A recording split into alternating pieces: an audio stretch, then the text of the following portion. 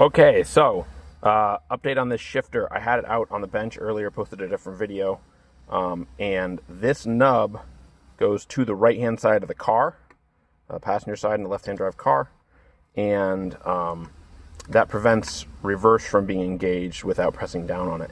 It will install 180 degrees out, in which case it seems to prevent fifth from being engaged without pushing down on the lever, or maybe at all.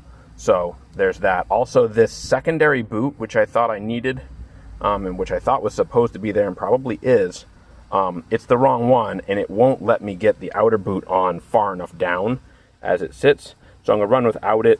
This one, it sits so far down to get past this ring and all the outer shifter mounting bits that it shouldn't be a problem.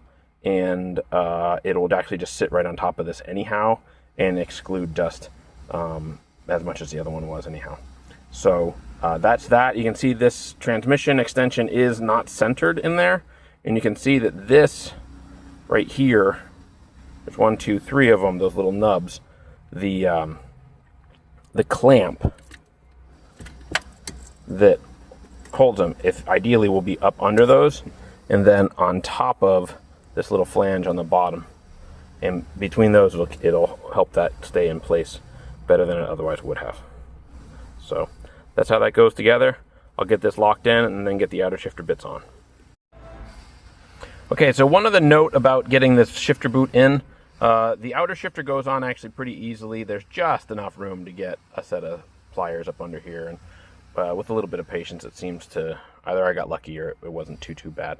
But having said all that, I did say I did not fit the extra secondary boot there, but then this second ring of the boot, actually, if you push it down onto the end of the transmission extension, it sits right on top of it. And it doesn't seem to be causing it too much trouble. This stuff here is up against the back of the transmission too, but it doesn't cause it too much trouble. When you're shifting, it's not really, doesn't look like it's putting it under a lot of strain. It's not none, but the way this thing sits, for me to pull that thing up off, I don't think it's going to be any improvement, so probably end up leaving it there.